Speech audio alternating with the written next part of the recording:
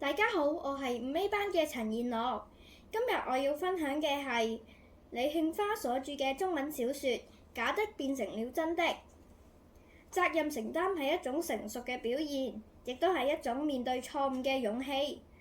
透過閱讀呢本書，我深刻咁體會到，當一個人做出唔誠實嘅行為嘅時候，最重要嘅唔係逃避，而係勇敢咁樣承擔後果。故事主角李羅美喺短時間入邊完成咗大量虛構嘅日記，但係佢意外獲得咗最佳日記獎。雖然佢表面上好開心啊，因為佢獲得咗榮譽，但係內心就充滿住不安同埋愧疚，因為佢知道自己並冇真正咁記錄生活，而係編造咗大量嘅內容嚟迎合評選。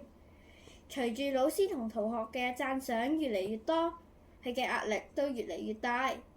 佢試圖用行動去實現嗰啲虛構嘅日記內容，想將佢嘅大話變成事實，但係呢種自我欺騙最終令佢感到恐懼同迷失。李羅美最終決定面對自己嘅錯誤，向老師同同學坦白真相。佢明白真正值得尊敬嘅唔係獎項，而係有勇氣承擔自己行為嘅人。佢嘅轉變令我認識到，責任承擔唔只係認識錯誤，更係對自己同他人負責嘅態度。